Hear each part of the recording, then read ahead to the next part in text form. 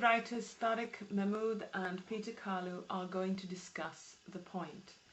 And the point and the question for today is why write in a world where audiovisual media is so dominant? That's a question that troubles me.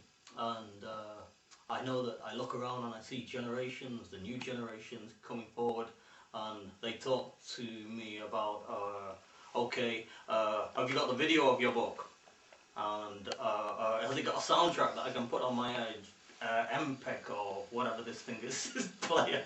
And I do feel that we as writers need to be aware of the changes that are occurring, the technological changes, and the way in which stories are now being told, not necessarily always via the text. And why it troubles me is because I love the text, and I believe that it has a uniqueness and a quality that none of the other media can reach. Nevertheless, I think it's a fair point. How do you deal with it, Mr. Mahmood? I think that the printed word, not only has it not gone out of any relevance, I think that the new technologies are very important. It enhances us, quite the opposite to what you're thinking. I can remember words written by people who I don't know, I've never met. Now, some of those words, I do remember reading the words written by Ngugi when I was in jail on what language to write in, let alone the fact that you should write a word down. Should you even bother writing in a language that isn't being written down? So in a sense, that told me the answer to Ngugi's was that, yes, you should write in those languages which haven't been written down. This is long before the advent of today's technology. I don't think you should be troubled. I think writers should take of the new technology as writers have always taken of the new technology, and writing itself is technology. But putting to one side the question of technology, there is this other question related to that, which is perhaps sometimes writing does not change things as quickly or as effectively as doing something else, whether it's going on a march, whether it's organising a petition, whether it's making a film, whether it's standing outside somewhere with a placard.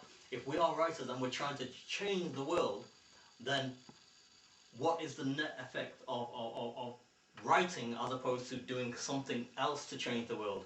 And before you answer this, what I would like to put to you is that you might want to reflect on your answer in the context of your own chosen path through writing, in that I do believe that you've recently had a number of books published, but you didn't write for maybe 10 years after your first book, and I wondered whether there was something of what I'm saying in that there were other ways of affecting change other than writing that you chose to follow. I think, Pete, you can't separate. It's not an either-or situation. Firstly, I think that all these processes are linked, and writing is in the realm of the battle of ideas. And battle of ideas are possibly far greater than all other battles. It's not, to use the cliche, the pen's mightier than the sword. But I remember reading a poem by Mahmoud Darwish, I think it was, I may have forgotten his name. He writes, I wrote on the clouds, down with censorship. They confiscated the sky. Well, Palestine was lost. Perhaps the act of writing doesn't bring back Palestine, but it forever brings the pain of the suffering of the people. So long as people are reading the books. It still survives because something of that came out of my words, whether it's exact rendering or not. Now, in terms of my own writing, I certainly set out in life to change the world. And after the children turned up, I ended up changing nappies. But in a sense, that also was the changing of the world. But the point of here is, I think that it's in the process of struggle to change the world that one changes oneself as well. And in the act of writing, we're putting down things for those people we will never meet. Now, is the writing, does the immediate idea immediately change something? I don't think so. I think the immediacy of change is an immature concept. I think that change goes through a long process. So those who wish to write don't only have to write for change. I think to record the lives of people. But is it almost too little, too late? You know, in the sense that you see something and you feel it's an injustice. You want to alert people to the fact that it is happening, and you want to agitate to ensure that it happens no longer. well, you want this change to be more immediate than not. In the long run, as you know, we're all dead, and so we need to affect change in the medium term, in the short term, and the best way to do that can be writing. I mean, that's why I adopted poetry, actually, because I can write a poem about something and I can perform it the next day in front of 300 people. Whereas with the novels, I write my novels over 3 years, some write over 9, 10 years, and then publish it, and then somebody might read it in another 10 years.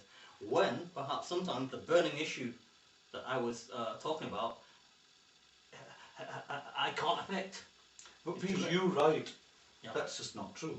When you're writing, you're actually only coming alive in your novels. When you're doing your poem, it's gone, it's out, and it's done. But the point is, within the writing, you've created the character. You've also created those characters out of the injustice in your own life. Everything that you've ever done, in whichever way, it's because you've suffered a sense of injustice. You didn't want to be a writer, you wanted to be a barrister, but they arrested you.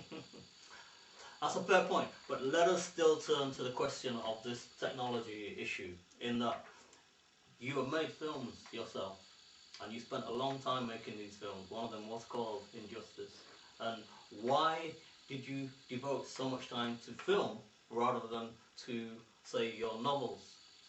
There must have been some judgment there, and I feel that the judgment might have been something to do with the relative immediate, to use your phrase, powerlessness of the novel compared with other media.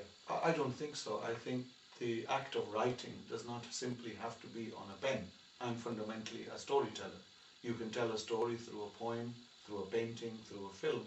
But on the issue of a film, the film actually brings people together. You sit in a large hall, you watch the film. Of course you can sit at home to watch it. Injustice isn't one of those films you can sit at home and watch. It comes alive when the audience is alive, when it feels a sense of injustice.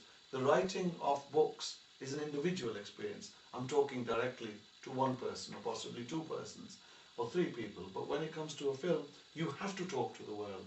You cannot talk to one or two individuals. And I don't think it's right to separate. I think you don't have to write simply to bring about a social revolution.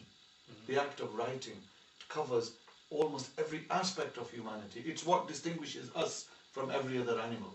Perhaps novels have a long We fuse. finished that. Yeah. Right, we'll stop it now. That's just maybe 30 seconds left, so it's better to stop. Yeah.